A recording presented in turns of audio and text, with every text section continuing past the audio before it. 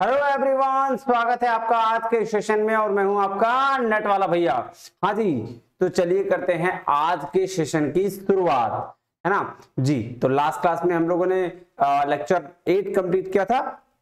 आज हम लोग करने जा रहे हैं लेक्चर नंबर 9, किसके? बिजनेस मैनेजमेंट के। तो देखिए जी, अक्सर हम अपने लाइफ में एक चीज देखते हैं। सर क्या देखते हैं हम ना, मतलब कभी कभी ना हम पढ़ पढ़ के ना बोर हो जाते हैं। मतलब कभी कभी ना बड़ा डिमोटिवेट फील होता है। पता, कभी कभी ऐसा लगता है कि यार कुछ करें ही ना, मतलब बेड पे पड़े रहें, है ना। तो क्या है, सिर्फ आपके साथ होता है या फिर सभी के साथ होता है? अक्सर ऐसा सभी के साथ होता है, चाहे वो स्टूडेंट हो, चाहे वो काम पे जा रहे करने वाले कर्मचारी हो, वर्कर्स हो, या कोई भी हो। हर किसी इंसान पे एक स्टेट ऑफ माइंड ऐसा आता है जब वो उसमें काम करने की क्षमता नहीं बचती, काम करना नहीं चाहता, कोई जिंदगी में पर्पस नहीं बचता, और इसी से उसको निजात दिलाने के लिए एक शब्द हमारे पास बहुत ज्यादा काम करता है। उसको क्या कहते हैं जी? मोटिवेशन। अक्सर मोटिवेशन के मायने बदलते रहते हैं उन लोगों के अनुसार। किसी के लिए पैसा मोटिवेशन होता है, तो किसी के लिए जज्बात, किसी के लिए कुछ एनर्जी मोटिवेशन होती है, तो किसी के लिए भाई साहब काम करना मोटिवेशन होता है ना। हर कोई अपने अपने हिसाब से मोटिवेशन का डेफिनेशन देता है। वैसे ही मैनेजमेंट में अगर हम बात करें तो अलग अलग लोगों ने अलग अलग तरीके को मैनेजमेंट में अप्लाई किया, देखा कि किस फैक्टर की वजह से कोई इंसान कितना डिमोटिवेट होता है, कौन सा ऐसा फैक्टर है जिसकी वजह से जो इंसान है वो मोटिवेट फील रहता है, काम करने की क्षमता बनी रहती है। तो वो अलग अलग लोगों ने अलग अलग तरीके से डिफाइन किया है। आइए तो चलते हैं कहां, क्लास में, और आज शुरू करने वाले हैं क्या? मोटिवेशन। सर आप हमेशा एनर्जेटिक होकर क्लास में शुरुआत करते हैं, तो क्या ये मोटिवेशन है? जी बिल्कुल मोटिवेशन है। मोटिवेशन है आपको आगे बढ़ाने की, मोटिवेशन है आपको जेआरएफ दिलाने की। तो इस तरह की चीजें जब आप एनर्जेटिक हो, कोई भी काम करे तो मतलब फूंक दे, आपके अंदर की ना वो अंदर का फीलिंग जगा दे, सर वही है मोटिवेशन, नहीं जी। तो आइए चलते हैं मैनेजमेंट में, देखते हैं कि क्या मोटिवेशन की बात होती है। तो उससे पहले क्या, नेट वाला भैया का टेलीग्राम चैनल है, उसको ज्वाइन कर लीजिएगा, वहां आपको पीडीएफ मिल जाएगा, प्लस ये रेड वाला बटन दबा दीजिए, प्लस लेक्चर नंबर 9 आज हम कर रहे हैं बिजनेस मैनेजमेंट का। चलिए तो आज हम क्या पढ़ने वाले हैं सर? आज हम पढ़ने वाले हैं मोटिवेशन की थियरीज अब अलग अलग लोगों ने अलग अलग तरीके से दिया है। तो आइए पहले समझते हैं कि मोटिवेशन क्या होता है ना। देखिएगा, चलिए शुरू करते हैं। कह रहा है मोटिवेशन क्या है? Is a state of mind filled with energy and enthusiasm which drives a person to work in a certain way to achieve the desired goals। बोला मोटिवेशन क्या है भैया? बोला एक स्टेट ऑफ माइंड जहां पे आपको पूरी एनर्जी फील हो, इंथुजियाज्म से भरे हुए आप फील हो, जो एक पर्सन के काम को इस तरीके से निर्धारित कर दे कि वो गोल, डिजायर्ड अपना जो गोल है वो अचीव कर ले, है ना, विद एनर्जी। उसको क्या कहा गया? मोटिवेशन कहा गया। कह रहा है motivation is a force that pushes people to work within a high level of commitment and focus. बोल रहा है भाई साहब मोटिवेशन एक ऐसा फोर्स है जो इंसान को काम करने के लिए फोर्स करता है हाई लेवल ऑफ कमिटमेंट और फोकस के साथ, even if things are going against them. अगर कोई भी चीज उसके विपरीत भी जा रही है तो भी वो काम लगातार करते रहता है। जैसे नालायक देख लो, अभी सिंपल सी बात है, तुम लोग देख नहीं रहे वीडियो ज्यादा हैं, तुम लोग पढ़े लिखे हो, मतलब पढ़ के बैठे हुए हो, लेकिन मैं अपनी काम नहीं छोड़ रहा। दैट इज मोटिवेशन, कि आप कोई काम करे या ना करे, आपको आपके काम से कोई हटा ना पाए। That is called motivation. कह रहा motivation translate into a certain kind of human behaviour. तो मोटिवेशन क्या करता है? ट्रांसलेट करता है अलग अलग ह्यूमन बिहेवियर को, अलग अलग ह्यूमन के एस्पेक्ट्स को देखता है। कह रहा है in short motivation is the driving force behind human action. तो जो ह्यूमन काम करता है उसके पीछे जो रीजन लगा होता है, जो फोर्स लगा होता है, उसको हम लोग क्या बोलते हैं? मोटिवेशन बोला जाता है। बात समझ में आ गई? जी सर। चलिए, कह रहा है motivational theories can help employees and management staff. क्या कह रहा है जी? मोटिवेशन की थ्योरी जो है एम्प्लॉइज को और मैनेजमेंट स्टाफ को क्या करता है, determine the best way to achieve a business goal और वर्क टुवर्ड्स एन आउटकम। तो मोटिवेशन थ्योरीज हेल्प करती है किसी भी ऑर्गेनाइजेशन को, किसी भी ऑर्गेनाइजेशन के एम्प्लॉइज को, मैनेजमेंट को, स्टाफ को ये निर्धारित करने में कि भैया कौन सा बेस्ट तरीका होगा जिसकी वजह से आप अपने गोल या वर्क को अचीव कर पाएंगे। बात समझ में आई? जी सर। कह रहा है successfully applying motivation theories can also help managers support their employee efficiently. तो बोल रहा है जो थ्योरी को सक्सेसफुली अप्लाई कर लिया मोटिवेशन थ्योरीज को, उसमें मैनेजर्स को भी सपोर्ट मिलता है कि कैसे उसके एम्प्लॉय एफिशिएंट तरीके से उसकी मदद कर पाए। कह रहा psychologist and the management experts develop motivation theories identify factors that motivate an individual. तो बोल रहा है साइकोलॉजिस्ट जो और मैनेजमेंट के जो एक्सपर्ट रह चुके हैं उन्होंने मोटिवेशन की थ्योरीज को डेवलप किया और वो सारे फैक्टर निकाले जो एक इंसान को मोटिवेट कर सकता है। कह रहा है these theories also cover how an organisation can apply them to optimise performance. और इन थ्योरीज को देखकर आप अप्लाई ये कर सकते हैं मैनेजमेंट में कि कैसे इन थ्योरीज के थ्रू आपकी परफॉर्मेंस जो है इंक्रीज हो जाए, ऑप्टिमाइज हो जाए। कह रहा motivation is a force that drives employees to work toward individual and organizational goals। Motivation एक ऐसा फोर्स है जिसके तहत एम्प्लॉय काम करते हैं सिर्फ अपने गोल के लिए नहीं, ऑर्गेनाइजेशनल के गोल के लिए भी। तो कह रहा motivation is a continuous process and managers use motivation theories to improve productivity, profits, employee retention rates and employee satisfaction level। तो मोटिवेशन क्या है, कंटिन्यूअस प्रोसेस है जिसका यूज मैनेजर्स करते हैं, ठीक है, मैनेजर्स भी करते हैं किसी के लिए, मोटिवेशन थ्योरीज का इंप्रूव करने के लिए, प्रोडक्टिविटी को, प्रॉफिट्स को, एम्प्लॉय रिटेंशन रेट्स को, एम्प्लॉय रिटेंशन रेट मतलब कितने दिन तक वो एम्प्लॉय रहता है उसके लिए, एंड उसके उनके सेटिस्फैक्शन लेवल के लिए। So the objective of motivation theory is to discover what factor drives individual to work towards a goal और एन आउटकम। तो बोल रहा है कि ऑब्जेक्टिव मोटिवेशन थ्योरी का क्या है कि वो सारे फैक्टर्स को डिस्क्राइब करना कि भैया एक इंडिविजुअल, एक आम आदमी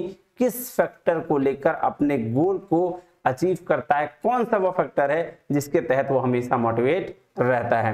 कह रहा motivational theories can be content based theories, process based theories and the cognitive based theories. अब देखिए मोटिवेशनल की थ्योरीज को तीन तरीके थ्योरीज में बांटा गया, एक तो कंटेंट बेस्ड, दूसरा प्रोसेस बेस्ड और तीसरा कॉग्निटिव बेस्ड। कहता है content based theory describe needs that can drive motivation, where process theory describe how motivation happens. तो बोल रहा भाई साहब कंटेंट थ्योरी तो ये बताती है, एक मिनट रुकिएगा, कह रहा है क्या, सॉरी, कहता है कंटेंट थ्योरी ये बताती है कि भाई साहब आप कैसे एक नीड मोटिवेशन को ड्राइव कर सकता है, मतलब चला सकता है किसी ह्यूमन को, और उसी तरीके से जो प्रोसेस थ्योरी है ये बताती है कि हाउ मोटिवेशन हैपेंस, कैसे मोटिवेशन होता है, कैसे रहता है। Cognitive theories examine how an individual perception and environment affect motivation। बोल रहा है कॉग्निटिव थ्योरी जो है वो ये बताती है कि कैसे एक इंडिविजुअल की परसेप्शन और एनवायरनमेंट अफेक्ट करता है मोटिवेशन को। ये बात समझ में आ गई? जी सर, बात बिल्कुल समझ में आ गई। चले नेक्स्ट चलें, आइए सर क्या नेक्स्ट है सर। मोटिवेशन की थ्योरीज के यहाँ दो टाइप दिए गए हैं, ये तो चार्ट है, आगे मैं तीनों पढ़ाऊंगा, आप टेंशन ना लो। तो कंटेंट थ्योरीज में कौन कौन सी थ्योरीज है? मास्लो की need hierarchy theories. Sir Maslow की नीड हायरार्की थ्योरीज कहती है कि इंसान जो वर्कर्स हैं, जो इंसान है, उसकी 5 तरीके की नीड होती है और उस 5 नीड के बेस पर इंसान अपना काम करता है।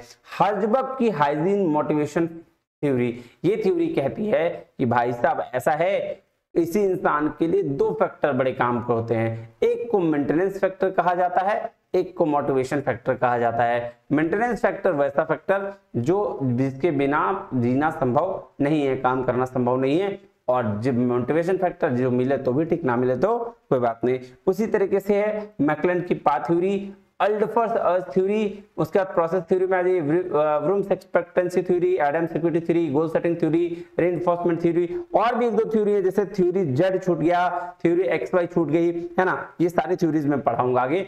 आज जो हम लोग पढ़ने वाले ये दो थ्योरी की चर्चा करने वाले हैं, मास्लो की नीड हायरार्की थ्योरी और हर्जबर्ग का मोटिवेशन का टू फैक्टर थ्योरी, है ना। आई तो कंटेंट बेस्ड थ्योरी क्या कहता है, these theories are concerned with identifying people needs, people के नीड्स को आइडेंटिफाई करने के लिए, एंड दियर रिलेटिव स्ट्रेंथ, उसके रिलेटिव स्ट्रेंथ को देखने के लिए, and the goals they pursue in order to satisfy these needs. तो बोल रहा है इस और ये सारा गोल्स को भी भाई इसलिए कि ताकि वो उसके नीड को सेटिस्फाई कर सके। तो बेसिकली पीपल के नीड को आइडेंटिफाई करना और उसको सेटिस्फाई करना इसका काम था। आइए सबसे पहली थ्योरी जो हम बात करने वाले हैं मास्लो की नीड हायरार्की थ्योरी, जिसका सवाल अक्सर आपके एग्जाम में पूछा जाता है। चलिए तो सबसे पहले देखें क्या कह रहा है, कह रहा है hierarchy of needs theory 1954 proposes that the humans are motivated by multiple needs and these needs exist in a hierarchical order. तो बोल रहा भाई साहब जो ये हायरार्की ऑफ नीड्स है ना मास्लो की, वो ये कह रही है 1954 में तो आया, प्लस ये कह रही है कि ह्यूमन जो है वो मोटिवेटेड रहते हैं मल्टीपल नीड्स से, और वो जो नीड होती है ना वो भी हायरार्की में होती है। पहले रोटी कपड़ा मकान भूख लग गया वो देखेंगे, है ना, फिर उसके बाद देखेंगे कि भाई मेरी छत है कि नहीं मेरे घर में, सेफ्टी, फिर देखेंगे सोसाइटी समाज की चीजें, फिर उसके बाद सर अब लग्जरियस चीज पे जाएंगे ना सर, है ना, रिस्पेक्ट रिकॉग्निशन, उसके बाद फिर जाएंगे कहाँ स्टेटस सिंबल में, जिसको हम लोग सेल्फ एक्चुअलाइजेशन नीड भी कहते हैं। तो देखो मास्लो ने आइडेंटिफाई किया 5 general types of motivation needs. क्या सबसे पहले फिजियोलॉजिकल नीड्स, सर जो बेसिक नीड है, ऐसा नीड जो अब मान लो तुम्हारे पास पैसे नहीं कुछ भी नहीं, गरीब इंसान की बात सोचो, एक नॉर्मल इंसान जो वर्कर है, ठीक है, तुम्हें तो सब मिल रहा है नालायक, पापा दे रहे हैं सब, तो टेंशन क्या होगी, लेकिन उन लोगों की बात सोचो जिनके पास कुछ नहीं है। तो मास्लो ने बोला ऐसा बात है भाई साहब, फिजियोलॉजिकल नीड्स जो है वो सबसे पहली नीड है, मतलब बेसिक नीड्स जो सर्वाइवल, जैसे हवा, सोना, भूख, है ना, पानी, ये सारा चीज जो फिजियोलॉजिकल नीड के अंदर आता है, जिसके बिना इंसान नहीं रह सकता है। उसके बाद अगर कोई नीड आती है तो उसको बोलते हैं सेफ्टी नीड्स, तब लोग घर के लिए जाते हैं, protection from threats, deprivation, other dangers, ये सारा चीज है ना, हेल्थ से लेकर दिक्कतें जो आती है, तो ये मैनेजमेंट की चीजें बता रहा है कि मैनेजमेंट के अंदर यानी वर्कर्स कैसे बिहेव करते हैं। और तीसरा है सोशल बिलोंगिंगनेस, लव नीड्स, मतलब the need for association, affiliation, friendship, ये सारी की बात करते हैं, थर्ड नंबर पे आता है। फिर आता है सेल्फ स्टीम नीड्स, मतलब जो रिस्पेक्ट और रिकॉग्निशन चाहिए वो, और फिर है सेल्फ एक्चुअलाइजेशन नीड्स, यहाँ पे हाईएस्ट लेवल होता है, मतलब इससे ज्यादा आपको क्या ही मिलेगा, स्टेटस, रुतबा, मर्सिडीज, बीएमडब्ल्यू में घूम रहे हो, ये होती है लास्ट नीड्स, इसके बाद लोग नीड्स नहीं चाहते हैं, ठीक है। तो वही कह रहा है the opportunity for the personal development, learning, fun, creative, challenging work, self-actualization is the highest level need to which a human being can aspire। तो ये बात है जो हाईएस्ट लेवल नीड है, जहां पे आप सबसे ज्यादा फन, सबसे ज्यादा चैलेंजिंग वर्क करते हैं, उसको सेल्फ एक्चुअलाइजेशन नीड कहा गया है। आइए एक दो चार्ट है, उस चार्ट के तहत और अच्छे से समझते हैं। चलिए तो सबसे पहले क्या, फिजियोलॉजिकल नीड्स, जहां पे food, water, sleep, shelter, exercise, ये सारी चीजें आती है, जो वर्किंग कंडीशंस में, हेल्थ केयर में, एस्थेटिक स्पेस में, ये बात मैनेजमेंट की वाला कर रहा है कि भाई काम करने के दौरान ये सब चीजें सबसे पहले इंपॉर्टेंट रखती है। उसके बाद आता है सेफ्टी कंसर्न, सेफ्टी कंसर्न में protection against danger, threat, deprivation, बोल रहा है जो predictively, consistently, fairness, opportunity, promotion, growth, ये सारी चीजें सेफ्टी नीड में आती है कि भाई कितना सेफ है एक ऑर्गेनाइजेशन में। फिर है बिलोंगिंगनेस नीड्स, मतलब बिलोंगिंगनेस, एसोसिएशन, फ्रेंडशिप, लव, जो ये बात होती है ना, दोस्ती जा रहे कि ऑर्गेनाइजेशन में भाई कितना बॉन्ड है, नहीं है, कैसे है, वो उसकी बात कर रहा है। और सेल्फ स्टीम जो है वो बात कर रहा है उसके बाद का कि मेरा क्या रेपुटेशन होता है, उसके बेस पर था recognition, value of work, dignity, support for ideas, opinion and contribution are valued, यहाँ ये दिया जाता है। और सबसे लास्ट में सेल्फ एक्चुअलाइजेशन है, ये भाई साहब मतलब ये लास्ट तक पहुंच जाना, लास्ट स्टेज बोला जाता है इसको, ठीक है। Reaching one's true potential, continue opportunities for self development, creative outlets, तो ये लास्ट है। यहाँ पे आप मतलब एक्स्ट्रा में चले जाते हो, लास्ट इससे बड़ा मोटिवेशन कुछ नहीं हो सकता, है ना। ये देखो सेम वही है, physiological needs, food shelter, safety needs, ये लव में फैमिली सेंसर ये, और स्टीम में self esteem, status, recognition, strength, और लास्ट में desire to become the most that one can be, जो कोई एक इंसान हो सकता है। Self actualisation is the final need. अब इसी तरीके से ये पूछा जाता है, ठीक है। अब इसमें इसी तरीके से ये पूछा जाता है। कैसे पूछा जाएगा, सवाल पूछ दिया जाएगा, देखो दो तीन तरीके का, एक तो इसको ऊपर नीचे करके पूछ दिया जाएगा, ये फर्स्ट, ये सेकंड, ये थर्ड, ये 4, ये 5, लेकिन पूछ दिया जाएगा बताओ 3 4 2 1 5 ऐसे, है ना। तो ये तरीका है पूछने का कि ऊपर नीचे करके पूछ देगा। आपको याद क्या रखना है, पहले PSLES, PLS, ठीक है, ES, है ना। जो पुलिस स्टेशन है ना वो LES में है, लेस में है, ठीक है। पुलिस स्टेशन लेस में है, पुलिस स्टेशन लॉस में है, रख याद रख लो, या क्योंकि लव बिलोंग ना लेस में है, ठीक है, ये याद रख लेना, बात खत्म। पुलिस स्टेशन बहुत लॉस में है, ठीक है। चलो तो ये होगी कहानी। अब दूसरी जो थ्योरी है इसकी थोड़ी चर्चा कर लेते हैं, हर्जबर्ग टू फैक्टर थ्योरी। देखो यार ऐसा है, कोई भी ऑर्गेनाइजेशन में लोग काम करते हैं ना, ठीक है, तो जब वो काम करते हैं कोई भी ऑर्गेनाइजेशन में, तो वो ये चाहते हैं कि कम से कम हम इतना कमा लें कि अपने परिवार का देखरेख कर सकें, लेकिन उसके साथ अगर कुछ उसको एडवांस में इंसेंटिव मिल जाए, कुछ अलग चीजें मिल जाए, तो वो खुशी होती है उसको। बिल्कुल सही बात है। अब सोचो कोई एक ऑर्गेनाइजेशन में काम करने जाए और वो काम करे, मेहनत करे और उसको सैलरी भी ना मिले। एक्सपेक्ट करो, सोचो तुम जा रहे हो कहीं वर्क करने के लिए, लास्ट में मंथ में पूरा 30 दिन काम कर लिए तुम, मंथ के आखिरी में बोल दिया भैया मैं तो जोकिंग, मैं तो मजाक कर रहा था, हैं पता ही नहीं चल रहा है, तुम कौन हो, मैं कौन, मैं नहीं जानता। तुम्हें क्या आएगा, गुस्सा आएगा जी, बिल्कुल आना भी जायज है, इसमें कोई दिक्कत नहीं है ना। तो अब क्या है, इस तरीके के फैक्टर को डिसाइड किया है आपके हर्जबर्ग के टू फैक्टर थ्योरी में। उन्होंने कहा है कि दो तरीके के फैक्टर होते हैं ऑर्गेनाइजेशन में। एक ऐसा फैक्टर जो मेंटेनेंस फैक्टर होता है जिसको हम लोग हाइजीन फैक्टर कहते हैं, और दूसरा जो फैक्टर है वो है मोटिवेशन फैक्टर, है ना। ऐसा फैक्टर होता है जिसके बिना काम मतलब चल जाता है। अगर वो फैक्टर मिला तो भी ठीक, नहीं मिला कोई बात नहीं, लेकिन अगर मेंटेनेंस फैक्टर में 19-20 हुआ तो एम्प्लॉय परेशान हो जाते हैं, एम्प्लॉय काम पे नहीं करते हैं, वो डीमोटिवेटेड हो जाते हैं, है ना। ये जी, तो अब आइए इसको देखते हैं, पढ़ते हैं क्या कहता है, देखते हैं। कह रहा है Herzberg classified these job factors into two categories, दो कैटेगरीज में बांट दिया। पहला हाइजीन फैक्टर्स, कह रहा है hygiene factor are those job factors which are essential for existence of motivation at workplace. तो बोला हाइजीन फैक्टर वो जॉब फैक्टर हैं जो एसेंशियल है किसके लिए, काम करने के लिए, मोटिवेशन काम करने के लिए वर्क प्लेस पर। अगर ये नहीं रहेगा तो पॉसिबल ही नहीं होगा काम करना वर्क प्लेस पर। कह रहा है these do not lead positive satisfaction for long term, but if these factors are absent, if these factors are non-existent at workplace, they lead to dissatisfaction। ये बात बिल्कुल सही है यार कि भाई साहब काम कर रहे हो पैसा ही नहीं मिलेगा तो काय के लिए काम करोगे, कहां से सेटिस्फेक्शन मिलेगा। तो वही कह रहा है कि देखो यहाँ पे ऐसा नहीं कि बहुत सारा पॉजिटिव सेटिस्फेक्शन मिलता है लंबे समय के लिए, लेकिन अगर ये सारा फैक्टर एब्सेंट रहे, नहीं मिले, तो भाई साहब आपको दिक्कत हो जाएगी, आप डिससेटिस्फेक्शन फील करोगे। कह रहा है hygiene factors are also called dissatisfier और maintenance factor as they required to avoid dissatisfaction. तो इसको क्या बोलते हैं, मेंटेनेंस फैक्टर या डिससेटिस्फायर्स। कह रहा है these factor describe the job environment scenario. ये फैक्टर क्या डिसाइड करता है भाई साहब, जॉब के एनवायरनमेंट सिनेरियो को। कह रहा था hygiene factor symbolise the physiological needs which are individually wanted and expected to be fulfil. देखो मास्लो की नीड हर की थ्योरी में पहला नीड क्या था, फिजियोलॉजिकल। तो वही कह रहा है कि ये हाइजीन फैक्टर्स जो हैं वो फिजियोलॉजिकल नीड्स को डिफाइन करते हैं, जिसके बिना कोई इंडिविजुअल अलग नहीं रह सकता, उसके बिना इसको चाहिए। तो हाइजीन फैक्टर्स में क्या क्या चीजें आ रही है, सबसे पहला हाइजीन फैक्टर इंक्लूड्स पे मतलब पैसा ही होगा।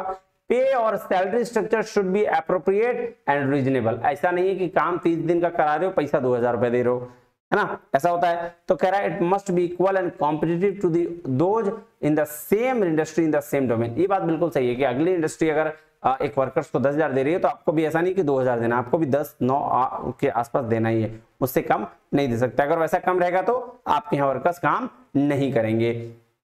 कंपनी की पॉलिसीज एंड एडमिनिस्ट्रेटिव पॉलिसीज, कह रहा था company and the policy should not to rigid, बहुत रिजिड पॉलिसी नहीं होनी चाहिए। अगर बहुत रिजिड पॉलिसी होगा तो वहां पे क्या होगा, दे should be fair and clear, और फेयर और क्लियर होना चाहिए। अगर बहुत ज्यादा रिजिड पॉलिसी होगा ना तो वर्कर्स फ्रस्ट्रेटेड फील करेंगे, डिससैटिस्फैक्शन फील करेंगे, वहां नहीं जाएंगे। कह रहा है they should be fair and clear, fair होना चाहिए, क्लियर होना चाहिए। It should include flexible working hours, dress code, breaks and vacations, ये सारा चीज होना चाहिए कि भाई फ्लेक्सिबल वर्किंग आवर हो, कभी 4 घंटा कम शाम में, कभी सुबह, ऐसे ड्रेस कोड मेंटेन हो, ब्रेक्स देना चाहिए बीच बीच में, और वैकेशंस भी होना चाहिए, वीक में एक दिन ऐसा कुछ।